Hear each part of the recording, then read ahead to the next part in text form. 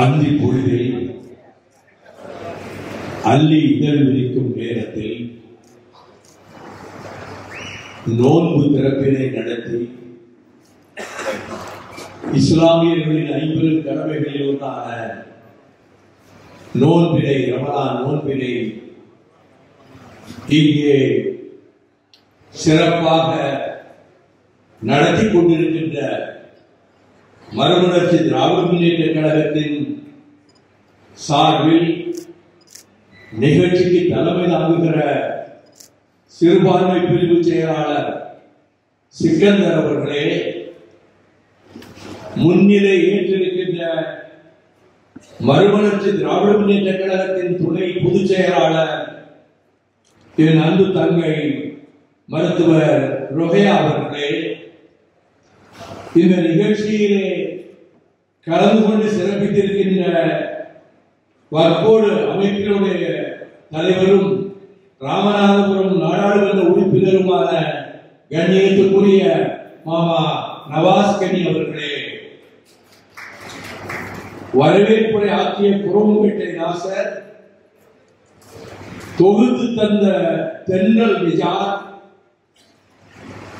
தன் கான குரலால் அனைவரின் இதயங்களையும் கவர்ந்த நெல்லை அபூபக்கர்,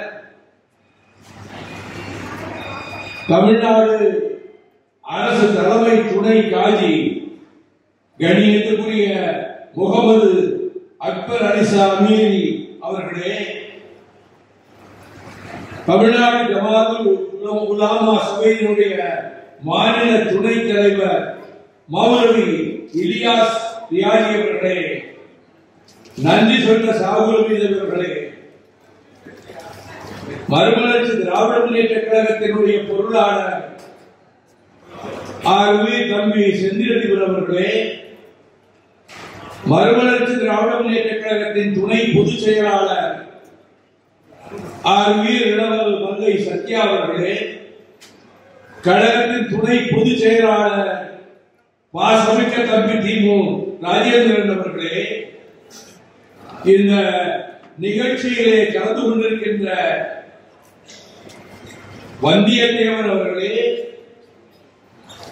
மாவட்ட செயலாளர்களே, பகுதி செயலாளர்களே, கழகத்தினுடைய பல்வேறு பொறுப்புகளில் இருக்கக்கூடிய கழக கண்மணிகளே, அரசியல் எல்லைகளுக்கு அப்பால் நின்று இந்த இஃப்தார் நிகழ்ச்சியிலே வந்து கலந்து கொண்டிருக்கக்கூடிய என் பாசத்திற்கும் மரியாதைக்கும் உரிய இஸ்லாமிய பெருமக்களே, நட்பை பெரிதாக என்றுமே நான் போற்றி வருபவர் என்ற முறையில் அதே நட்பினை காட்டி வருகிற இந்த நிகழ்ச்சியிலே தவறாமல் கலந்து கொண்டிருக்கின்ற முன்னாள் ஐடி கண்ணியத்துக்குரிய ஜாஃபர் அலி அவர்களே, பத்திரிகையாளர்களே, தொலைக்காட்சி ஊடக நண்பர்களே, அன்பு சகோதரிகளே, வணக்கம். எல்லோரும் 6 மணிக்கே இந்த மண்டபத்திற்கு வந்து ஒரு சிலர் உரையாற்றி முடிந்ததற்கு பின்னர் இடையிலே கொஞ்சம் பேசாமல் இருக்கீங்களா? எவ்வளவு பேர் அமைதியா இருக்காங்க? முதல்ல படிக்கணும்.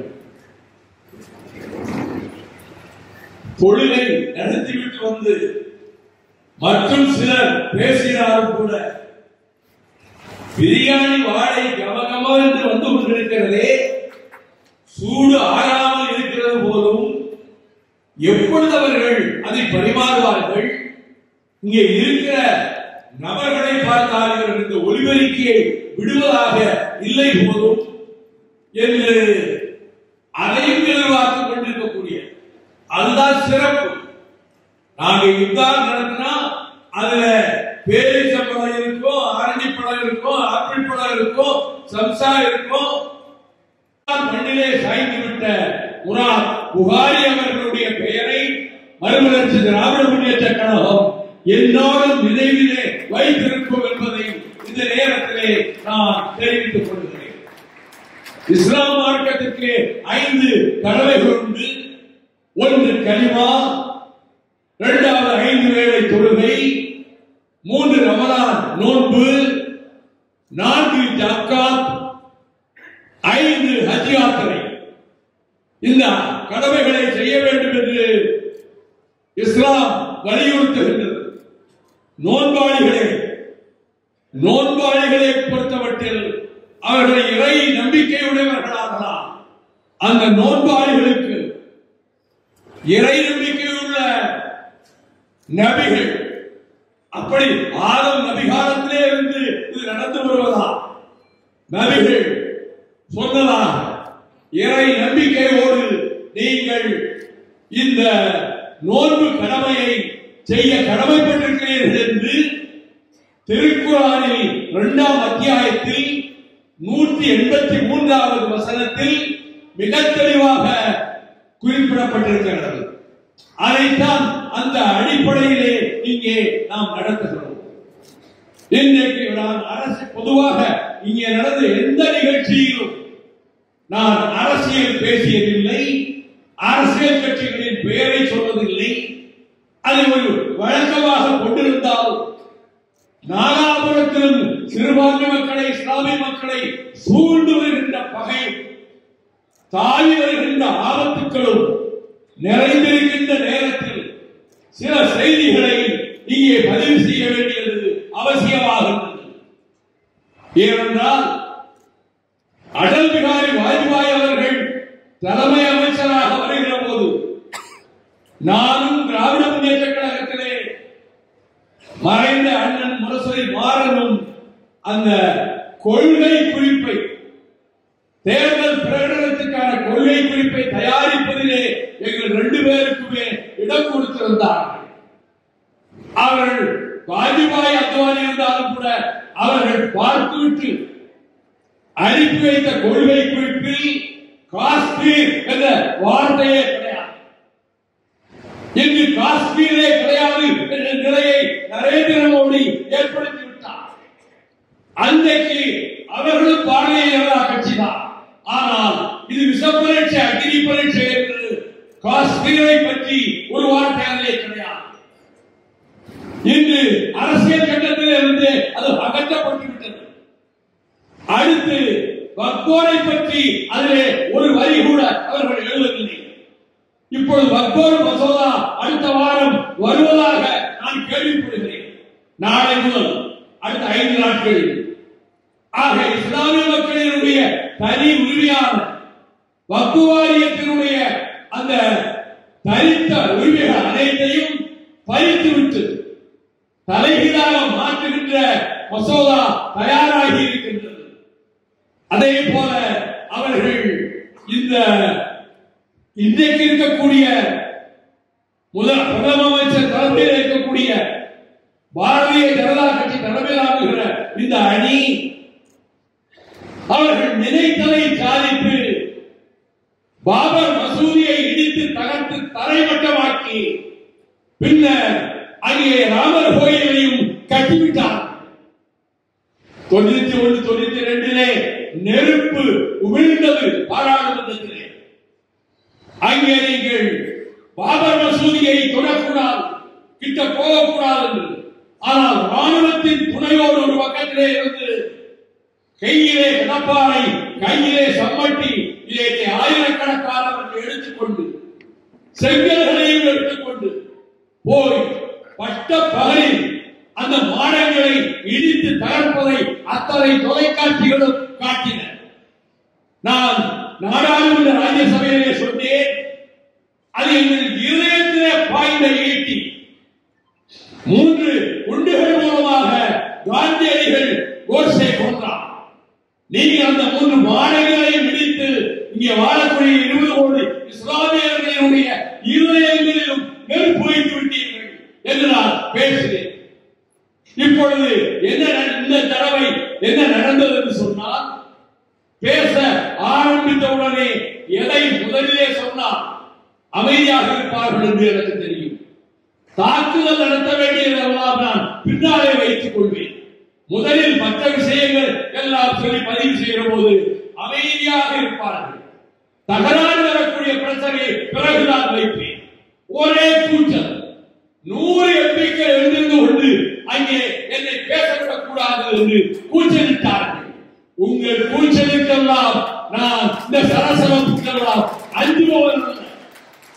நான் தென்னாட்டுக்காரன், நான் ஒரு தமிழன், நான் வைகோ. உங்களுடைய கூச்சலுக்கு கொஞ்சம் கூட நான் பயப்பட மாட்டேன். நான் சொல்ல வேண்டியதை சொல்லுவேன் என்று அவர்களுக்கு இப்பொழுது 2022 அகமதாபாத்தில் அலகாபாத்தில் அதற்கு இப்பொழுது பிரயாக்நகர் என்று பெயர் சூட்டியிருக்கிறார்கள். ஒரு மாநாடு இந்துத்துவ சக்திகளால் நடத்தப்பட்டது. அதிலே பஜ்ரங்கள், இந்துவா சபை, RSS இந்த அமைப்புகள் எல்லோரும் சேர்ந்து அங்கே ஒரு மாநாடு 2 நாள் நடத்தினார்கள். அந்த மாநாட்டின் இறுதியிலே ஒரு பிரகடனத்தை வெளியிட்டார்கள். அந்த பிரகடனம் 32 பக்கங்களை கொண்டது. அந்த பிரகடனத்தில் எடுத்த எடுப்பிலேயே சொல்கிறார்கள், இனிமேல் இந்த நாட்டுக்கு இந்தியா என்ற பெயரை யாரும் அழைக்கக்கூடாது, எழுதக்கூடாது. பாரத் என்றுதான் இனிமேல் இது ஒலிக்க வேண்டும். இந்தியா என்ற பெயர் கூடாது. இது முதல் பிரகடனம். அடுத்த பிரகடனம், இந்த நாட்டுக்கு டெல்லி தலைநகராக இருக்கக்கூடாது, வாரணாசி தான் தலைநகராக இருக்க வேண்டும். அடுத்து மேலும் சொல்கிறார்கள், இங்கே இந்துக்களுடைய நாடு இந்த நாடு, இஸ்லாமியர்களும் கிறிஸ்தவர்களுக்கும் ஓட்டுரிமையும் கொடுக்கக்கூடாது, பிரஜா உரிமையும் கொடுக்கக்கூடாது. இந்தியும் சமஸ்கிருதமும் தான் இங்கே என்றைக்கும் ஆட்சி மொழிகளாக இருக்க வேண்டும். ஒரே நாடு, ஒரே மொழி, ஒரே கலாச்சாரம், ஒரே மதம், ஒரே பண்பாடு. இதை அவர்கள் ஒரு மெமரண்டமாக தயாரித்து இந்தியா பூராவில் அனுப்பினார்கள். இதை அப்படியே நான் பாராளுமன்றத்திலே சொன்னேன். அவர்களுக்கு தாங்க முடியவில்லை. இந்துக்களையும் கிறிஸ்தவர்களையும் இஸ்லாமியர்களையும் இந்த நாட்டை விட்டு அனுப்ப வேண்டும் என்று சொல்கிறார்களே, ஓட்டுரிமை கூடாது என்று சொல்கிறார்களே என்று நான் கேட்டவுடனே அவ்வளவு 100 எம்பிக்களும் எழுந்து கொண்டு நீரை திரும்ப வாபஸ் தர போகிறாயா இல்லையா என்று கூச்சலிட்டார்கள். ஒருபோதும் வைகோ அந்த கோழைத்தனமான காரியத்தை செய்ய மாட்டார். திரும்ப திரும்ப சொல்லுவேன், நீங்கள் இந்த திட்டத்தை எல்லாம் வைத்துக் கொண்டுதான் நீங்கள் இப்பொழுது ஆட்சியிலே ஒவ்வொன்றாக கொண்டு வருகிறீர்கள். அதை எதிர்த்து போராட வேண்டிய எத்தனை இஸ்லாமியர்கள் கொல்லப்பட்டனர், எத்தனை இஸ்லாமிய அறிஞர்கள் கொல்லப்பட்டனர். தாதிரியிலே ஒரு இஸ்லாமிய சகோதரன் முகமது அக்லப் 104 டிகிரி காய்ச்சலிலே வீட்டிலே முடங்கி கிடந்த போது அவரை தூக்கி கொண்டு வெளியே வந்து போட்டு தலையிலும் தொடையிலும் வயிற்றிலும் பிரித்து கம்புகளால் அடித்து, நீ பசுமாட்டை கொண்டுவிட்டு தானே மாமிசத்தை இங்கே கொண்டு வந்திருக்கிறாய் என்று ஒரு பொய்யான குற்றச்சாட்டை சொல்லி அவரை சாகடித்தார்கள். அதே போல ஒவ்வொரு மாநிலத்திலும் நடந்தது. அறிஞர்கள் இஸ்லாத்துக்கு வக்காலத்தல்ல, சமூக நீதிக்கும் மதச்சார்பற்ற தன்மைக்கும் வக்காலத்து வாங்குகிற அறிஞர்கள் கொல்லப்பட்டார்கள். அதற்கும் எந்த வழக்கும் நடைபெறவில்லை. இப்படிப்பட்ட சூழ்நிலையில் இங்கே இந்திய பூபாகத்தில் ஒன்று நடந்து கொண்டிருக்கின்ற நேரத்தில் நான் சொன்னேன், நீங்கள் இதையெல்லாம் நிறைவேற்ற முனைந்தால், இந்தியை திணிப்போம் என்று சொன்னார். அந்த எதிர்ப்பு போராட்டத்திலே இருந்து வார்ப்பிக்கப்பட்டவன் நான். I am molded by anti-Hindi agitation. I have backed the Constitution of India. In a public place, நான் இந்திய அரசியல் சட்டத்தை கொளுத்தினேன். 17வது பிரிவை நடு வீதியிலே நின்று கொண்டு கொளுத்திவிட்டு, இது நான் கொளுத்துகிற இந்திய அரசியல் சட்டம் என்று சொன்னேன். கைது செய்யப்பட்டேன். நான் கொளுத்துகிற போது டிஐஜியாக ஜாபரலி அவர்கள் தொலைவிலே நின்று கொண்டிருந்தார்கள். பாண்டியன் எஸ்பி. அதன் பிறகு 3 மாத காலம் சிறைக்கு போய்விட்டு வந்தேன். நீதிமன்றத்தில் எனக்கு கௌரவமான விடுதலையை சார்ந்த நீதிபதி தந்தாரே தவிர நான் சட்டத்தை கொளுத்தியதற்கு தண்டனை என்று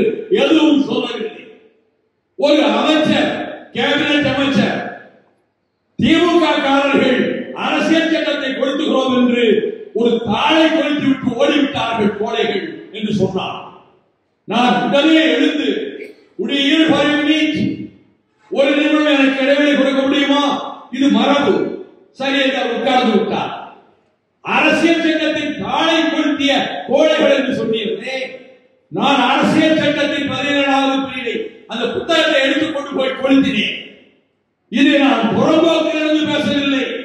Under the high dome of this parliament, ராஜ்யசபையிலே நான் இதை பதிவு செய்கிறேன். அரசியல் சட்டத்தை நான் கொளுத்தினேன் 17வது பிரிவை. அதன் விளைவுகள் என்னவாக இருந்தாலும் அதை பற்றி எனக்கு கவலை இல்லை. இந்தியை எதிர்த்து எத்தனையோ பேர் மாண்டனர். லட்சக்கணக்கான தமிழர்கள் போராடினர். ஆயிரக்கணக்கானவர்கள் சுட்டுக் கொல்லப்பட்டார்கள்.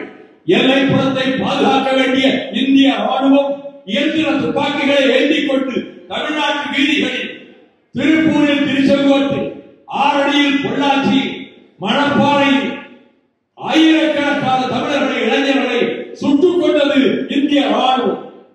அந்த தியாக பரம்பரையிலே 8 பேர் தீக்குளித்து வடிந்தார்கள். அப்படிப்பட்ட வரலாறு எங்களிடம் இருக்கிறது. நாங்கள் இந்த அவையிலே தான் அறிஞர் அண்ணா அவர்கள் பேசுகிறார்கள். ரைட் ஆஃப் செல்ஃப் டிட்டர்மினேஷன், சுயநிர்ணய உரிமை வேண்டும் என்று நான் பேச்சை முடித்தார். இதை திரையிட்டு மறைப்பதற்கு பலர் முயற்சிக்கலாம். அண்ணாவின் இருதயத்துக்குள்ளே இருந்த அந்த லட்சியம் அவர் உடலை விட்டு உயிர் பிரிகிறவரை அவரை விட்டு விலகவே இல்லை. இப்படி சூழல் இருக்கின்ற நேரத்தில் நான் உங்களுக்கு சொல்லலாம், இங்கே ஆளுநர்கள் வந்து அமர்ந்து கொண்டு அவர்கள் அதிகார சட்டை செய்கிறார்கள். அழுத்து கலைத்து ஓய்ந்து தோற்று போனவர்களை கொண்டு வந்து இந்த ராஜபவனங்களிலே உட்கார வைத்து அவர்கள் மூலமாக மாநிலங்களை ஆட்சி படைக்கின்ற வேலையிலே இந்த நரேந்திர மோடி அரசு ஈடுபட்டிருக்கின்றது. இங்கேயும் அப்படி ஒரு ஆளுநர் இருக்கிறார். ஆளுநர் எல்லை மீறி செயல்படுகிறார். ஆனால் கலிபாக்களிலே அமைதிக்கு பேர் போல அபூபக்கர், நேர்மைக்கு பேர் போல உமர், வீரத்துக்கு பேர் போல மாவீரர் அலி, பண்புக்கு பேர் போல கலிபா உதுமான், இந்த 4 கலிபாக்களும் ஆட்சி நடத்திய காலத்தில் எந்த அநீதியும் நடக்கவில்லை. மகாத்மா காந்தி சொன்னார், ஒரு நாட்டின் ஆட்சி எப்படி அமைய வேண்டும் என்று சொன்னார், கலிபா உமருடைய ஆட்சியை போல ஒரு ஆட்சி அமைய வேண்டும் என்று மகாத்மா காந்தி சொன்னார். இதை நான் இந்த இந்துத்துவ சபை கூட்டத்துக்கு தெரிவித்துக் கொள்கிறேன். உமர் ஆட்சியை போல ஒரு ஆட்சி வர வேண்டும் என்று அண்ணல் காந்தி சொல்லிவிட்டு போனார். அவர் அவ்வளவு எளிமையாக நேர்மையாக இருந்தார். அவரிடத்திலே உமரிடத்திலே ஒரு அதனுடைய கவர்னர் ஆளுநர் வந்தார். வந்து பார்த்துவிட்டு அவர் பட்டு பீதாரம்பங்களோடு ஆடம்பரமான உடைகளோடு வந்து அமர்ந்தார். உமர் அவர்கள் ரொம்ப நைந்து போன துணியை தான் சட்டையாக போட்டிருப்பார். அவருடைய எளிமை அப்படிப்பட்டது. அவர் அவருடைய வரவு செலவுகளை எல்லாம் கேட்டுவிட்டு அனுப்பி வைத்தார். இவர் போனவுடன் இவர் என்ன ரொம்ப மோசமான உணவை சாப்பிட்டுக் கொண்டிருக்கிறார் என்று தேனும் பேரீட்சை பழங்களும் விதவிதமான சுவையான பட்சணங்களும் அங்கே இருந்து மூட்டை மூட்டையாக கட்டி நம்முடைய உமர் அவர்களுக்கு அனுப்பி வைத்தார். அது வந்தவுடனே பார்த்த உமர் அவர்கள் அவருக்கு ஒரு தாக்கீது அளிக்கிறார். இவையெல்லாம் உங்கள் தாய் தகப்பன் சொல்லி சேர்த்து சம்பாதித்த சொத்திலே வாங்கியவையா அல்லது உங்கள் வருமானத்திலே வாங்கியவையா? அரசாங்க பணத்தை இதற்கு செலவழித்திருக்கிறீர்களா? இதை நான் திருப்பி அனுப்புகிறேன். இனி நீங்கள் இப்படிப்பட்ட காரியத்திலே ஈடுபடக்கூடாது என்று சொன்னார். அவர் உறுதிமொழி எடுக்க வைத்தார். அவர் உறுதிமொழி எடுப்பார் கழிப்பார். அந்த உறுதிமொழியிலே என்னென்ன வாசகங்கள் இருக்கும் தெரியுமா? நான் பட்டு பீதாம்பர உடைகளை அணிய மாட்டேன், எளிமையான உடைகளை தான் நான் அணிவேன், நான் நைட்டு போல உணவைத்தான் சாப்பிடுவேன், அந்த சிறப்பான சுவையான உணவை நான் அருந்த மாட்டேன், என் வாசல் கதவு எப்பொழுதும் திறந்துதான் இருக்கும். யார் வேண்டுமானாலும் வந்து என்னை பார்க்கலாம். நான் முரட்டு ஜாதி உயர் ஜாதி குதிரைகள் மீது ஏறி பயணிக்க மாட்டேன். கோவேறு கழுதைகளிட்டால் நான் வருவேன். இதை உறுதிமொழியாக எடுத்துக்கொள்ள வேண்டும். ஒருவர் பொறுப்புக்கு வருகிற போது ஆளுநராக இருந்தால் இதை வலியுறுத்தியவர் உமர் அவர்கள். அவரை பொறுத்தவற்றில் அந்த உணர்வுகளை எப்படி பெற்றார் என்றால், நபிகள் நாயகம் ஸல்லல்லாஹு அலைஹி வஸல்லம் அவர்கள் எங்கே ஒரு மாற்றத்தை கொண்டு வருவதற்கு ஹீரா குகைக்கு தினமும் சென்று கொண்டிருந்த போது சில நாட்களில் அவருடைய துணைவியார் உணவு கொண்டு வந்து அங்கே தருவார். நாட்கணக்கில் மாதக்கணக்கில் வருடக்கணக்கில் அங்கேயே இருந்தார். அப்பொழுதுதான் மலை சத்யாவர்கள் சொன்னதை போல வானத்து தூதுவன் ஜிப்ரீல் அவன் அங்கே வந்து நபியே ஓதுவீராக என்று சொன்ன, எனக்கு ஓத தெரியாதே என்று மறுக்க, இரண்டாம் முறையும் சொல்ல தெரியாதே என்று மறுக்க, மூன்றாம் முறையும் சொல்ல தெரியாதே என்று சொல்ல, இல்லை நீங்கள் ஓதிவிடுவீர்கள் என்று சொல்லிவிட்டு போனவர்கள் உடம்பெல்லாம் வியர்த்து கைகால்கள் எல்லாம் நடுங்கி வீட்டிற்கு வந்தவுடன் வேர்த்து விறுவிறுத்து படுக்கையிலே போய் சாய்ந்து கம்பையை எடுத்து போர்த்த சொன்னார். துணைவியார் கேட்டார், மணாளரே ஏன் இந்த பதக்கம், ஏன் இந்த வியர்வை கோலம், ஏன் இவ்வளவு நடுங்குகிறீர்கள் என்ன என்று கேட்ட போது அவர் தனக்கு நடந்ததை, அந்த குகையிலே நடந்ததை சொன்னார். நீங்கள் விருந்தினர்களை அரவணைக்கிறீர்கள், தேடி வருகிறவர்களை உபசரிக்கிறீர்கள், ஏழைகளுக்கு கருணை காட்டுகிறீர்கள். உங்களுக்கு இறைவன் எந்த தோல்லையும் தரமாட்டார், எதற்கும் போய் கேட்டுவிட்டு வருவோம் என்று அங்கே அவருடைய தந்தையாருடைய தம்பி மகன் மராகா அவரிடத்திலே அழைத்துக் கொண்டு போனார். அவருக்கு எல்லா மொழிகளும் தெரியும், கண்பார்வை இல்லை. அவரிடத்திலே அழைத்துக் கொண்டு போய் நடந்ததை சொல்லுகிறவுடன் நபிகள் குகையிலே என்ன நடந்தது என்பதை வராகாவிடத்திலே சொன்னார். உடனே வராகா சொன்னார், இது இறைவனுடைய சித்தம், இறைவன் உங்களுக்கு அங்கே இருந்து இந்த அமுத மொழிகளை இறக்கி இருக்கிறார். அதான் குர்ஆன், அமுத மொழிகளை இறக்கி இருக்கிறார். உங்களுக்கு எந்த விதமான பயமும் தேவையில்லை. ஆனால் இந்த நகரத்தை விட்டு, மக்காவை விட்டு நீங்க உங்களை வெளியேற்றுகிற போது நான் இருப்பேனா என்று தெரியவில்லை என்றார். அதிர்ந்து போன முகமது நபி அவர்கள், என்ன என்னை இந்த நாட்டை விட்டு, இந்த நகரத்தை விட்டு வெளியேற்றி விடுவார்களா? ஆமாம், அது நடக்கும், அதை பற்றி கவலைப்படாதீர்கள், எல்லாம் நன்மையில் முடியும் என்று சொன்னார். அதன் பிறகு இவரை ஆலய தீர்த்து கட்ட வேண்டும் என்ற நோக்கத்தோடு குறைஷிகள் ஆயுதங்களோடு வந்தபோது, அப்பொழுது அந்த இடத்திலே அலி அவர்கள் முதலில் அவர்கள் குறைஷிகள் பக்கம் தான் சாய்ந்திருந்தார். அவர் அலியை வந்து அவர்கள் தாக்கினார்கள். பார்த்தாயா முகமதுவை, எங்கே பார்த்தாய்? இல்லை, தெரியவில்லை. படை தேடிக்கொண்டே வருகிறது காட்டுக்குள்ளே. இவர் அபூபக்கர் சித்திக் அவரும் தான் போகிறார். போகிற இடத்தில் எங்காவது கொஞ்சம் ஓய்வெடுக்கலாம் என்று ஒரு குகையை பார்க்கிறார்கள். கொஞ்சம் இருங்கள் என்று சொல்லிவிட்டு அபூபக்கர் சித்திக் அந்த நுழை வாயிலே ஏதாவது சிறந்தி வலைப்பில் இருக்கிறா என்று பார்க்கிறார். சுவர்களை எல்லாம் தடவி பார்க்கிறார். 3 துவாரங்கள் அங்கே இருக்கின்றன. சுவத்திலே உள்ளே அழைத்துக் கொண்டு போய் நபிகள் நாயகத்தை படுக்க வைத்து விட்டு அந்த 3 துவாரங்கள் இருக்கக்கூடிய அளவில் தன்னுடைய 2 பாதங்களை வைத்து அழுத்தியவாறு படுத்துக் கொண்டார். வந்தார்கள் துருப்புக்கள், குறைஷிகள் ஆயுதங்களோடு வந்தார்கள். எங்கே முகமது, எங்கே முகமது என்று தேடிக்கொண்டு இந்த குகைக்கு முன்னாலே வந்திருந்தார்கள். காலடி சத்தம் கேட்கிறது, அவர்கள் வந்துவிட்டார்கள் என்று நபிகள் சொல்றார். நீங்கள் கவலைப்படாதீர்கள். அதற்கு அவர் நபிகள் சொன்னார், நான் கவலைப்படவில்லை, நாம் இங்கே இருப்பது 2 பேர் அல்ல, 3 பேர் இங்கே இருக்கிறோம். 3வது நபர் யார் என்று கேட்கிறார் அபூபக்கர். அவர்தான் இறைவன், அவர் நம்மோடு தான் இருக்கிறார். இப்படி அவர்கள் பேசிக் கொண்டிருக்கக்கூடிய நேரத்துக்குள்ளாக அந்த சிலந்தி வலைக்குள்ளே அந்த உள்பக்கத்திலே ஒரு புறா, வெண்புறா முட்டையிடுகிறது. அந்த முட்டையிட்டு விட்டு அந்த புறா அதே உட்கார்ந்து இருக்கிறது.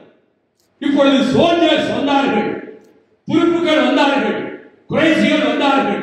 இந்த குகைக்குள்ளே போய் நாம் தேடுவோமா என்ற போது, அட பைத்தியக்காரனே, அங்க சிறந்தி வளவின்றி இருக்கு, உள்ள புறா முட்டையிட்டு இருக்க, முதல்ல இருந்தா புறா எப்படி உள்ள போக முடியும்? அது ஏற்கனவே இருந்து கொண்டு இருக்கக்கூடிய இடம், அங்கே முகமதுவோ அபூபக்கரோ வர வாய்ப்பே இல்லை என்று சொல்லிவிட்டார்கள். ஆக ராபர்ட் புரூஸுக்கு சிறந்தி வலை பின்னியது ஒரு போர்க்களத்தை ஞாபகப்படுத்தி வெற்றி வர வைத்தது வரலாற்றிலே. இங்கே ஒரு சிறந்தி வலை பின்னி நம்முடைய நபிகள் நாயகத்தையும் சித்திக்கையும் காப்பாற்றியது. அப்படித்தான் அவர்கள் அதற்கு பிறகு முதல் போர்க்களம் பத்ரு போர்க்களம். அந்த பத்ரு போர்க்களத்திலே 1300 குறைஷிகள் ஆயுதங்களோடு வந்தார்கள். 700 ஒட்டகங்கள், 100 குதிரைகள், 80 உருக்கு சட்டைகள். இது குறைஷிகளின் படைபலம். இங்கே நபிகள் நாயகத்தோடு 313 பேர் இருந்தார்கள்.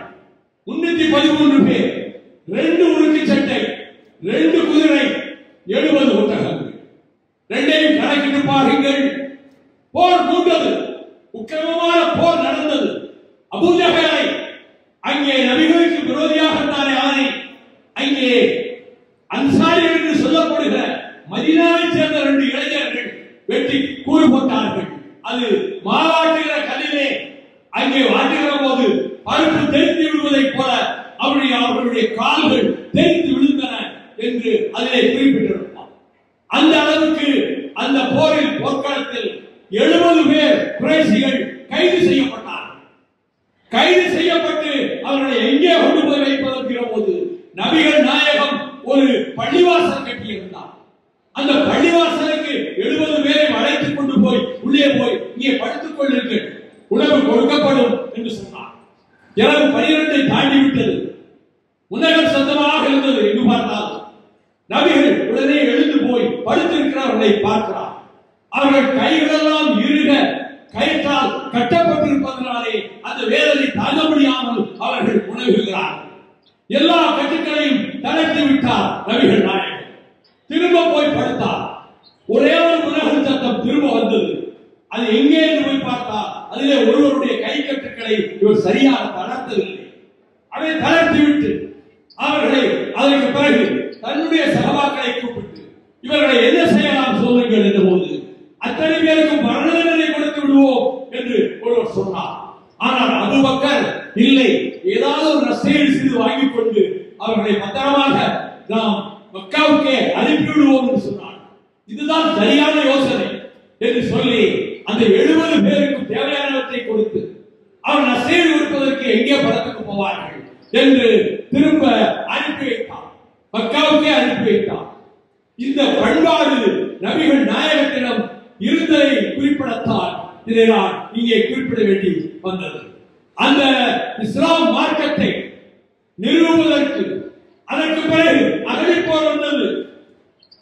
பதில் பிறகு அப்பொழுது கொஞ்சம் எதிரிகள் போட்டுவிட்டு போன பொருட்களை எடுப்பதற்கு நபிகளோடு நின்ற வீரர்கள் ஓடி போய் எடுத்தார்கள். குழப்பம் வந்து விட்டது. அவர்கள் திரும்ப தாக்கியதிலே கொஞ்சம் பேர் இறந்து போனார்கள். அவர்களுக்கெல்லாம் அறிவுரை சொன்னார். எதிரிகள் போட்டுவிட்டு போன பொருட்களை நீங்கள் ஏன் போய் எடுத்தீர்கள்? இதற்கு முன்பு முதல் போர் பத்ர் போர்க்களத்திலேயே நபிகள் கொல்லப்பட்டு விட்டார் என்ற செய்தி எல்லா இடங்களிலும் காட்டுத்தீ போல பரவியது. எல்லோரும் பதற்றமடைந்தார்கள். அலி மிக மிக பதற்றமடைந்தார்.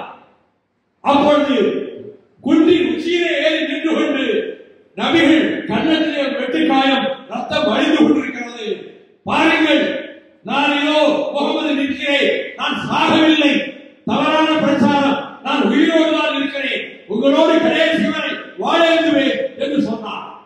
அந்த போரிலே மிகப்பெரிய வெற்றி. அதற்கு பிறகு கம்சு கோட்டையை தாக்குகிற பொழுது மாவீரர் அலி 40 பேர் சேர்ந்து தூக்க முடியாத அந்த நிலைக்கதவை தன்னந்தனியாக ஒருவன் போய் ஒரு கையை கொண்டே அந்த நிலையை உயர்த்தி எடுத்தார். இது எவ்வளவு பெரிய அதிசயம்!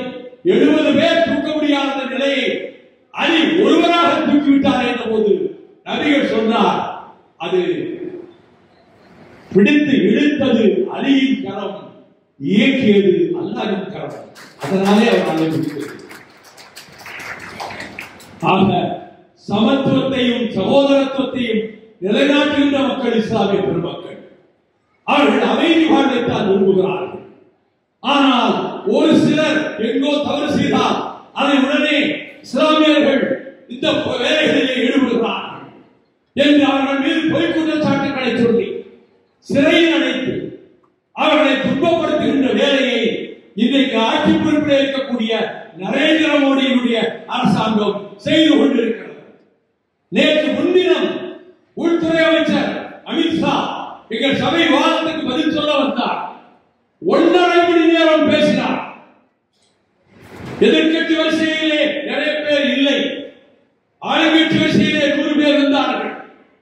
அவர் ஒவ்வொரு கட்சியாக தாக்கிக் கொண்டு ஒரு பிரச்சனையாக எதிர்கட்சிகளை சகட்டு வேலைக்கு தாக்குகிறார். ஒரு எம்பி கூட எழுந்து அதற்கு பதில் சொல்ல தயாராக இல்லை. அவர் உள்துறை அமைச்சர் என்பதாலா அல்லது என்போர்ஸ்மென்ட் டைரக்டரேட், இன்கம் டாக்ஸ் இதெல்லாம் கையிலே இருக்கிறது இந்த பயத்தினாலா? யாரும் எழுந்திருக்கவில்லை. நான் ஆச்சரியத்தோடு பார்த்துக் கொண்டிருந்தேன். நம் பக்கம் தமிழ்நாட்டு பக்கம் எப்போது இந்த மனுஷன் வருவார் என்று எதிர்பார்த்துக் கொண்டே இருந்தேன். தமிழ்நாட்டில் இந்தியை வேண்டாம் என்று அரசியலுக்காக சில பேர் சரி செய்தி சொல்லுகிறார்கள் என்று அமித்ஷா பேசினார். நான் உடனே விரட்டென்று எழுந்தேன். Mister home minister, you are imposing Hindi on our heads. How will you tolerate? We tolerate. இந்தியை எங்கள் மீது திணிக்கிறீர்கள் என்று அவர் உடனே ஊழல் பிரச்சனைகளிலே மாட்டியவர்கள் இது மாதிரி திசை திருப்ப பார்க்கிறார்கள் என்று அடுத்த ஒரு பாண்டவானம் ஒன்றை சொன்னார்.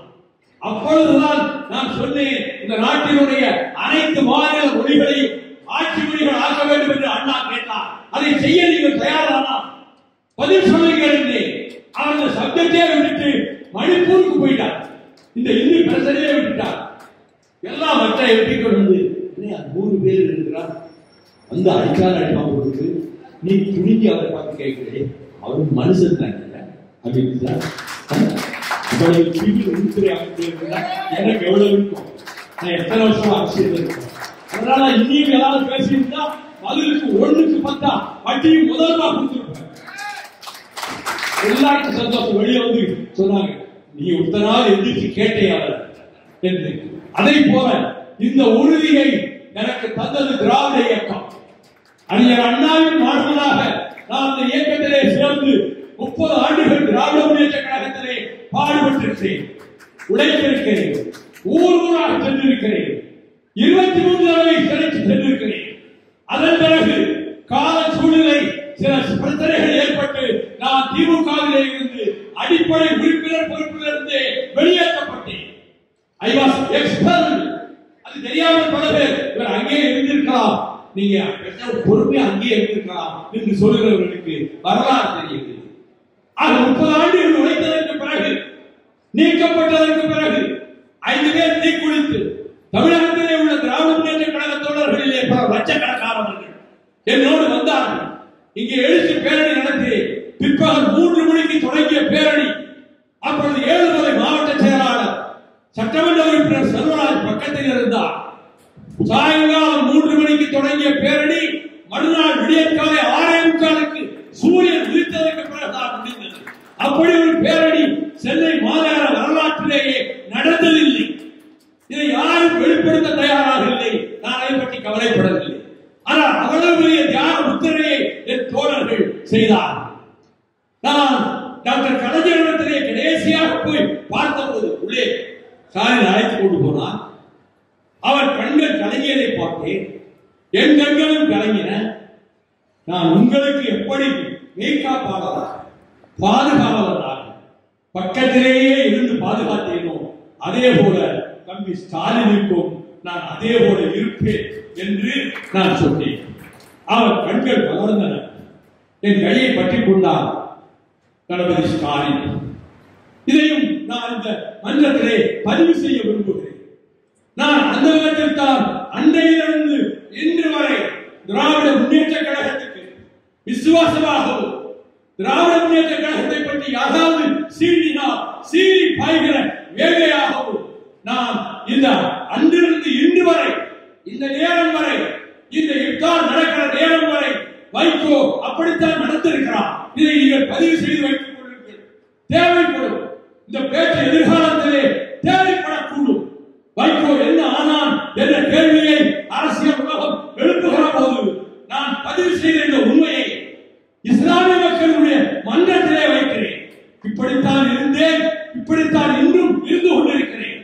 அரசியல் என்பது நாடு, தமிழினம், திராவிட இயக்கம் என்ற உணர்வோடு நாட்டு பிரிவினை நெஞ்சின் ஆழத்திலே புதைத்து வைத்துக் கொண்டிருப்பவர் இந்த வைகோ என்று நான் அங்கேயே சொன்னேன். ஆகவே என்னுடைய அன்புக்கும் நேசத்துக்கும் உரிய பாசமிக்க இஸ்லாமிய சகோதரர்களே, நீங்கள் இவ்வளவு நேரம் அமைதியாக இருந்து இந்த மன்றத்திலே கலந்து கொண்டதற்கும் இஃப்தார் நோன்பு திறப்புலாவே பங்கேற்றதற்கும் நான் என் நெஞ்சின் அடிவாரத்திலே இருந்து உங்களுக்கு 1000 கோடி நன்றிகளை தெரிவித்துவிட்டு வைகோ கடைசி வரை எதிலும் மாற மாட்டார். சொன்ன சொல்லிலே கொண்ட